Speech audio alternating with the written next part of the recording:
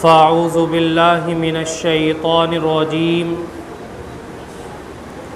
بسم اللہ الرحمن الرحیم وَأَمَّا مَنْ خَافَ مَقَامَ رَبِّهِ وَنَهَى النَّفْسَ عَنِ الْهَوَىٰ فَإِنَّ الْجَنَّةَ هِيَ الْمَأْوَىٰ وَقَالَ تَعَالَىٰ فِي مَقَامٍ آخَرٍ وَأَمَّا مَنْ خَافَ مَقَامَ رَبِّهِ جَنَّتَانِ صدق اللہ مولانا العظیم۔ اللہم صلی علی سیدنا و مولانا محمد وعلی آل سیدنا و مولانا محمد وبارک وسلم۔ محترم بزرگوں اور دوستوں، عزیز ساتھیوں، اللہ رب العزت ہم سب کا خالق اور مالک ہے۔ اس نے کائنات کی ہر چیز کو پیدا کیا اور ہر چیز کے پیدا کرنے کا کوئی نہ کوئی مقصد ضرور ہے۔ انسان نے عالم ارواح کے اندر بھی اللہ رب العزت کے رب ہونے کا اقرار کیا،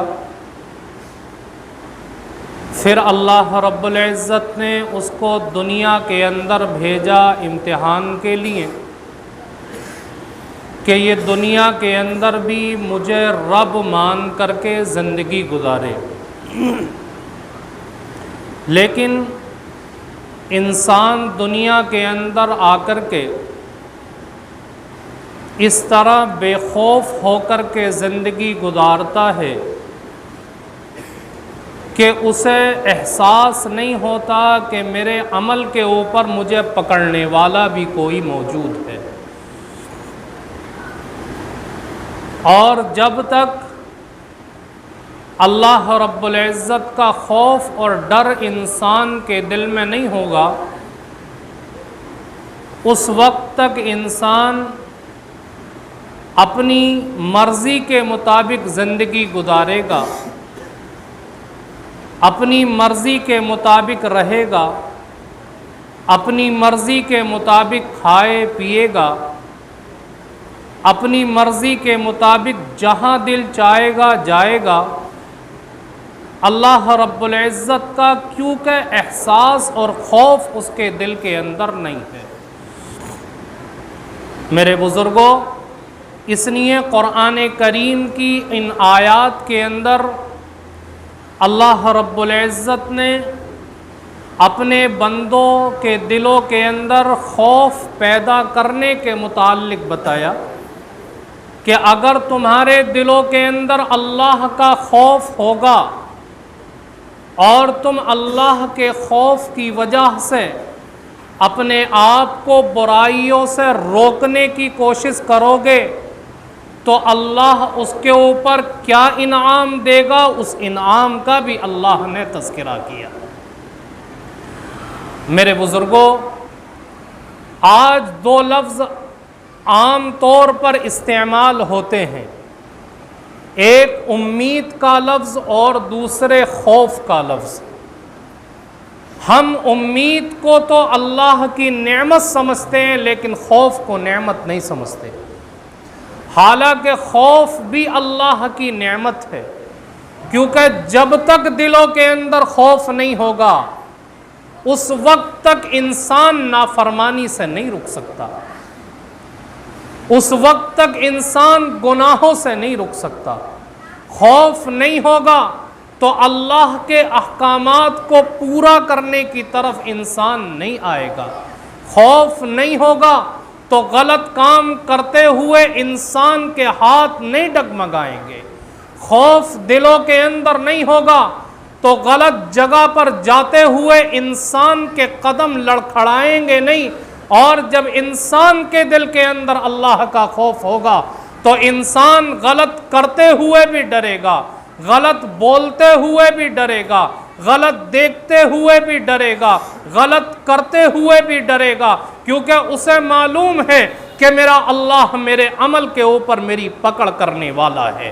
میرے بزرگوں، یاد رکھیں کہ اللہ رب العزت بے نیاز ہے۔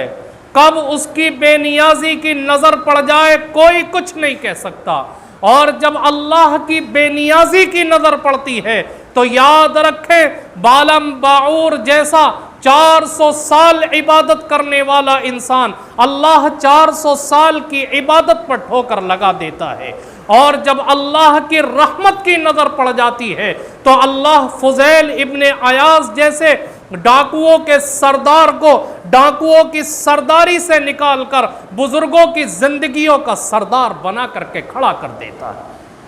اگر اللہ رب العزت کی بے نیازی کی نظر پڑی تو ہمارا کیا بنے گا کچھ نہیں کہا جا سکتا۔ اللہ کی رحمت کی نظر پڑ گئی تو ہم کہاں سے کہاں پہنچ جائیں گے کسی کو کچھ پتہ نہیں۔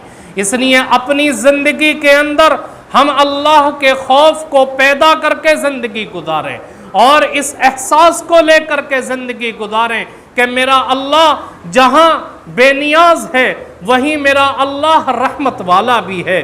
اگر اللہ رب العزت کی رحمت کی نظر پڑے گی تو اللہ میری دنیا اور آخرت دونوں کو بنا دے گا، اور اگر اللہ کی بے نیازی کی نظر پڑی تو اللہ کس حالات کے اندر زندگی گزروائے گا کچھ نہیں کہا جا سکتا۔ میرے بزرگوں، جب اللہ رب العزت بے نیاز ہے، اللہ رب العزت کی نافرمانی کرنا انسان کے لیے خطرے سے خالی نہیں، تو پھر انسان کیوں یہ بھول جاتا ہے کہ میرا اللہ مجھے دیکھ رہا ہے؟ کیوں انسان اللہ کو ناراض کر کے زندگی گزارتا ہے؟ کیوں انسان گناہ کر کے زندگی گزارتا ہے؟ اگر اللہ رب العزت ناراض ہوا تو قرآن کریم کے اندر اللہ نے کہا ان اخذہ علیم شدید، میرے بندے میری داروگیر بڑی علم رسا اور سخت ہے، میں سختی سے عذاب کے اندر مبتلا کروں گا اور تیری پکڑ کروں گا۔ اور جب اللہ پکڑ کرنے پر آتا ہے تو تکنی کا ناچ نچا کر کے رکھ دیتا ہے۔ اس لیے میرے بزرگوں، اللہ کا خوف دل کے اندر ہونا چاہیے۔ اب خوف کے کئی درجے ہوا کرتے، ایک درجہ عوام الناس کا ہوتا ہے۔ اگر عوام نے کوئی گناہ کیا، اللہ کا کوئی حکم ٹوٹا، تو احساس پیدا ہوتا ہے کہ میرا اللہ مجھے اس کے اوپر سزا دے گا، میرا اللہ رب العزت میری پکڑ کرے گا کل قیامت کے دن۔ یہ عوام کا خوف اور ڈر ہوتا ہے۔ اور ایک ڈر نیک لوگوں کا ہوا کرتا ہے کہ جب وہ نیک اعمال کرتے ہیں تو نیک اعمال کرنے کے باوجود ان کے دلوں کے اندر ڈر ہوتا ہے کہ یہ اعمال اللہ کے یہاں قبول ہوں گے یا نہیں ہوں گے، یہاں تک کہ وہ کتنے بڑے بڑے اچھے اعمال کیوں نہ کر لیں، لیکن یہ ڈر ہمیشہ لگا رہتا ہے کہ یہ اعمال اللہ کی شایع نشان تو نہیں ہے، کہیں ایسا نہ ہو کہ اللہ اس کو رد کر دے اور میرے منہ کے اوپر مار دے۔ حضرت امام ابو حنیفہ رحمۃ اللہ علیہ 40 سال تک عشاء کے وضو سے فجر کی نماز ادا کی۔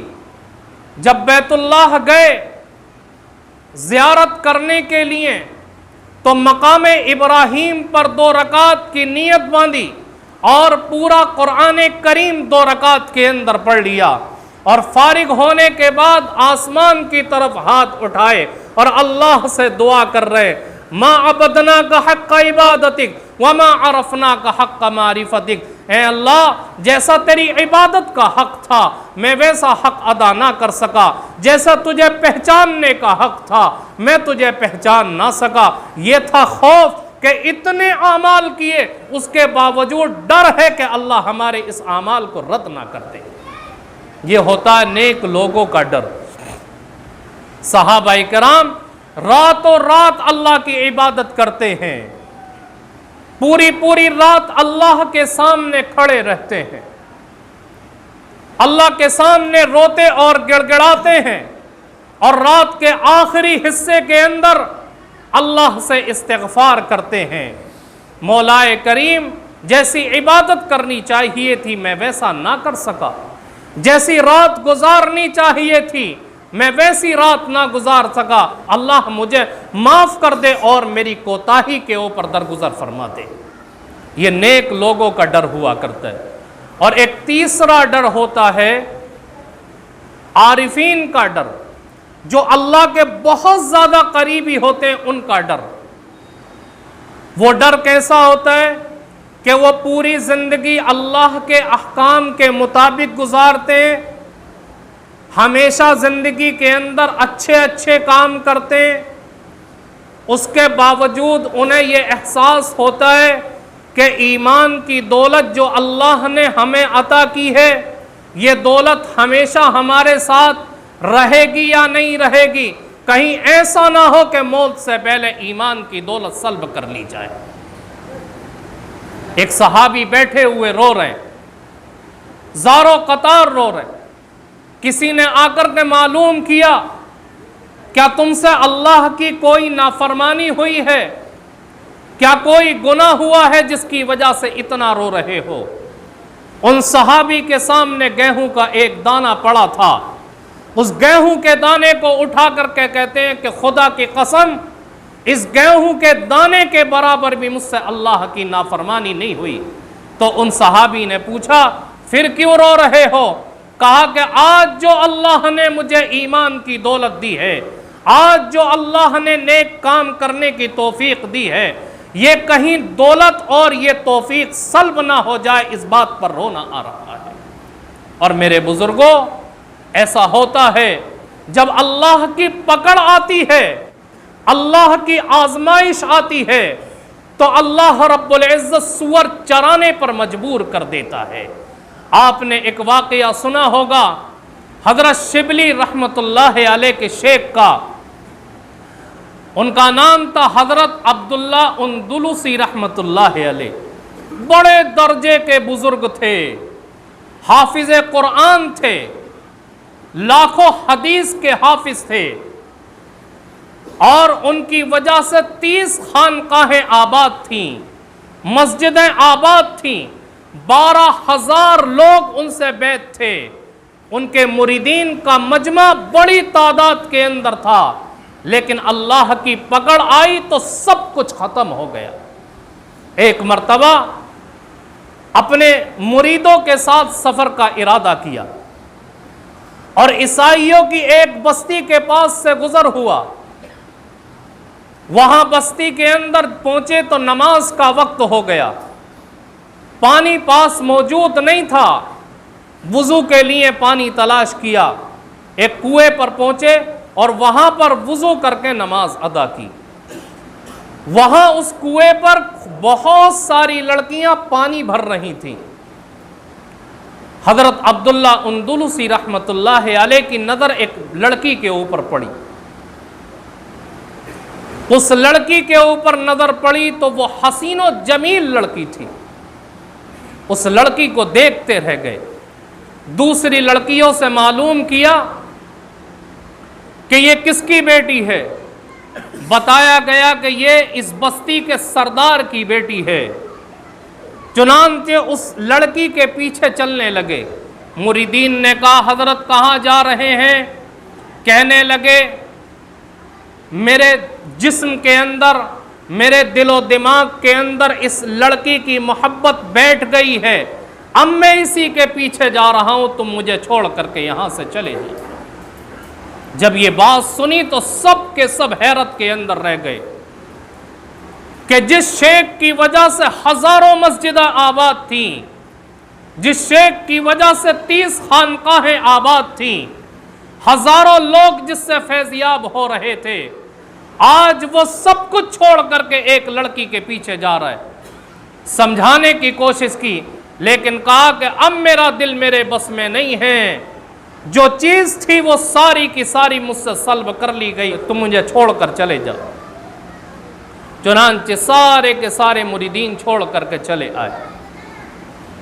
اب یہ شیخ اس لڑکی کے پیچھے پیچھے گئے اور اس کے والد سے جا کر کہا کہ آپ کی لڑکی کے ساتھ میں رشتہ کرنا چاہتا ہوں، نکاح کرنا چاہتا ہوں۔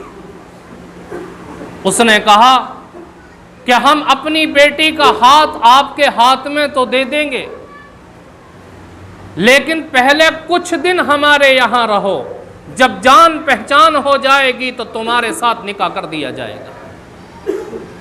اور اس بیٹی کے باپ نے کہا کہ آپ کو یہ شرط بھی منظور کرنی پڑے گی کہ آپ کو روزانہ ہمارے سور چرانے پڑیں گے، ہمارے خنزیر چرانے پڑیں گے۔ حضرت شیخ عبداللہ اندلسی رحمۃ اللہ علیہ نے شرط کو بھی منظور کر لیا۔ اب روزانہ خنزیر لے کر کے جاتے اور جنگل کے اندر چرا کر کے لاتے۔ 1 سال گزر گیا۔ حضرت شبلی رحمۃ اللہ علیہ سچے مرید تھے، سچے عاشق تھے۔ دل کے اندر خیال آیا کہ اپنے شیخ کی خبر لینی چاہیے کس حال میں۔ چنانچہ سفر کر کے اس گاؤں کی طرف گئے، لوگوں سے معلوم کیا کہ فلاں شیخ تھے، ان کا کیا حال ہے۔ لوگوں نے کہا کہ جنگل کی طرف چلے جاؤ، وہاں خنزیر چرا رہے ہوں گے۔ حضرت شبلی رحمۃ اللہ علیہ جنگل کی طرف گئے تو دیکھا وہی امامہ، وہی جبہ، وہی عصا کہ جس کو پکڑ کر کے لوگوں کے سامنے خطبہ دیا کرتے تھے، خنزیروں کو چرا رہے ہیں اور خنزیر کو ہانک رہے ہیں۔ یہ دیکھ کر کے حضرت شبلی رحمۃ اللہ علیہ کی چیخ نکل گئی اور اپنے شیخ کے پاس آ کر کے کہا کہ شیخ، آپ تو حافظ قرآن تھے، اللہ رب العزت نے آپ کو قرآن کا علم دیا تھا، آپ کے سینے کے اندر قرآن کے علم کی دولت موجود تھی، کیا آپ کو قرآن یاد نہیں؟ کہتے ہیں کہ مجھے قرآن کریم یاد نہیں رہا، سب کچھ بھول چکا ہوں۔ کہا کہ سوچ کر کے دیکھو کچھ یاد ہو۔ کہا کہ ہاں ایک آیت یاد ہے۔ کون سی؟ کہا وَمَن يُهِنِ اللَّهُ فَمَا لَهُ مِن مُكْرِمٍ، کہ اللہ جس کو ذلیل کر دے اس کو کوئی عزت دینے والا نہیں۔ کہا شیخ آپ حافظ حدیث بھی تھے، حدیث یاد ہے؟ کہا حدیث بھی ساری کی ساری بھول چکا ہوں۔ کہ دیکھو کوئی حدیث تو یاد ہوگی۔ کہا کہ ہاں ایک حدیث یاد ہے کہ جو اپنے دین کو بدل دے اس کی گردن اڑا دی جائے۔ یہ بات سن کر کے علامہ شبلی رحمۃ اللہ علیہ زارو قطار رونے لگے۔ شیخ عبداللہ اندلسی رحمۃ اللہ علیہ بھی زارو قطار رو رہے، دہاڑے مار کر کے رو رہے ہیں جنگل کے اندر، اور اللہ سے یہ کہہ رہے ہیں میرے مولا تجھ سے یہ امید نہیں تھی کہ تو مجھے اس مقام تک پہنچا دے گا۔ روتے رہے، اللہ رب العزت نے توبہ کی توفیق عطا کر دی، اور پھر دوبارہ اللہ رب العزت سے توبہ کی، دریا کے اندر آ کر کے نہائے۔ علامہ شبلی رحمۃ اللہ علیہ کہتے ہیں کہ جب دریا سے نہا کر کے نکلے شیخ تو پہلے سے زیادہ چہرہ چمک رہا تھا۔ جب اپنے گھر واپس آئے ہیں، سارے شہر کے لوگ ملنے کے لیے آئے شیخ سے کہ ہمارے شیخ ہمارے درمیان واپس آ گئے۔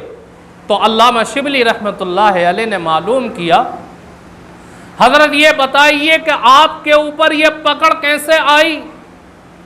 تو کہنے لگے کہ جب ہم عیسائیوں کی بستی سے گزر رہے تھے، میں نے ایک صلیب لٹکا ہوا دیکھا، اس صلیب کو دیکھ کر کے میرے دل کے اندر یہ خیال آیا کہ یہ کتنے بے وقوف اور پاگل لوگ ہیں جو اللہ کے ساتھ دوسرے کو شریک ٹھہرا رہے۔ فوراً احساس پیدا ہوا اور غیبی آواز آئی کہ عبداللہ آج تمہارے دل کے اندر ایمان کی دولت ہے، آج اگر تم راہ راست پر ہو تو یہ تمہارا کمال نہیں ہے، ہم نے تمہیں ہدایت کے اوپر رکھا ہے، آج تم ہدایت پر ہو تو دوسرے کو حقیر سمجھ رہے۔ کہتے ہیں کہ یہ خیال میرے دل سے آیا کہ میرا علم چڑیا کی شکل میں نکل کر کے باہر چلا گیا۔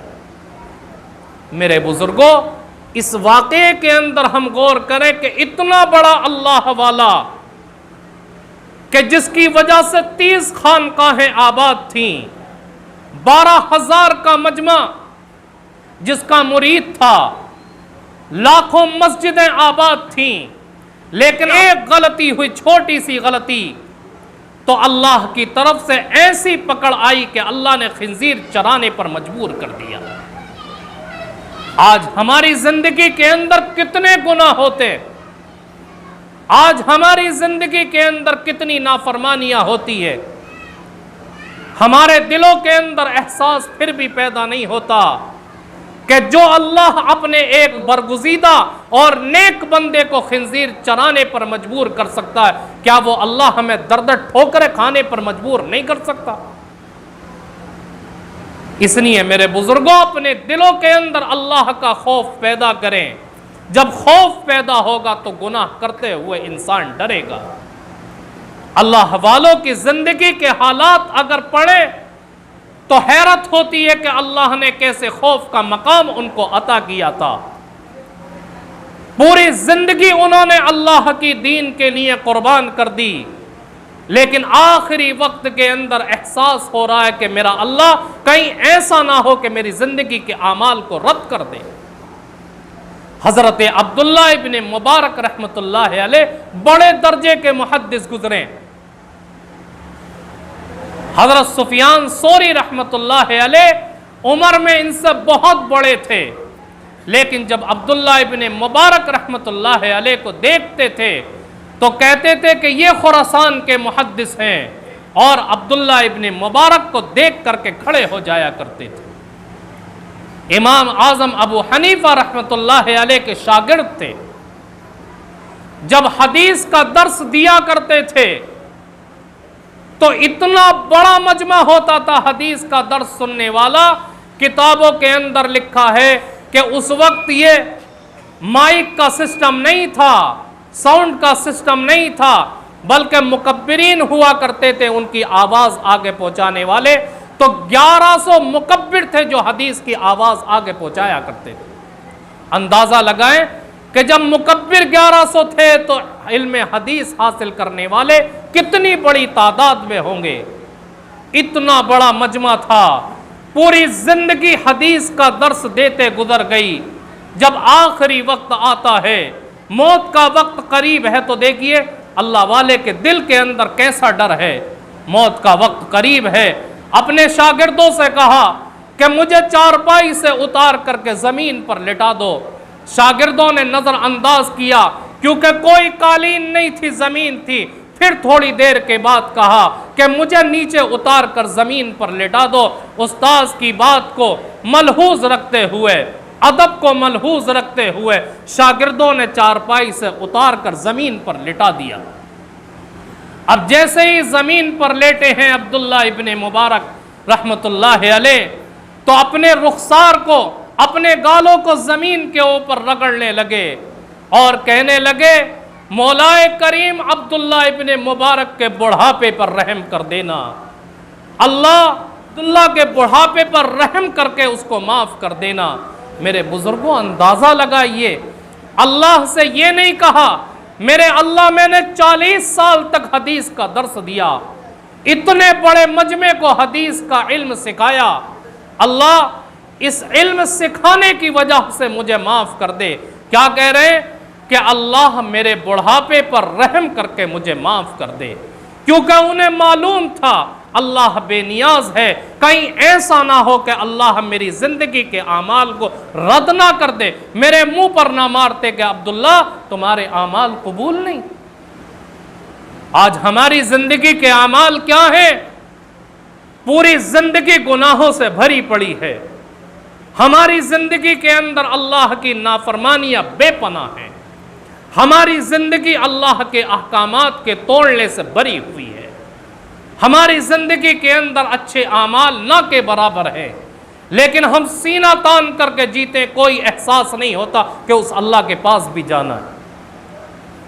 روزانہ دن نکلتا ہے، شام ہو جاتی ہے، پورے دن کے اندر کتنے فرائض کا وقت آتا ہے احساس نہیں ہوتا، نماز کا وقت گزر جاتا ہے اور یہ ڈر نہیں پیدا ہوتا کہ مجھے اللہ کے یہاں اس کا حساب دینا۔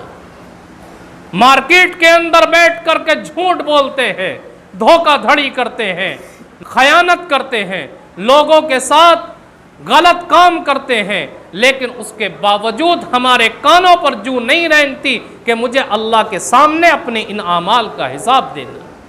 اس لیے میرے بزرگوں، اللہ رب العزت نے قرآن کریم کی اس آیت کے اندر کہا وَأَمَّا مَنْ خَافَ مَقَامَ رَبِّهِ وَنَهَى النَّفْسَ عَنِ الْهَوَىٰ، میرے بندے اگر تو اپنے رب کے سامنے کھڑے ہونے سے ڈرے گا، تیرے دل کے اندر خوف ہوگا اور گناہوں سے بچائے گا، تو اللہ رب العزت مرنے کے بعد تیرا ٹھکانہ جنت کو بنا دے گا اور جہنم سے بچا دے گا۔ اللہ تعالی ہم سب کو کہنے سننے سے زیادہ عمل کی توفیق عطا فرمائے اور ہمارے دلوں کے اندر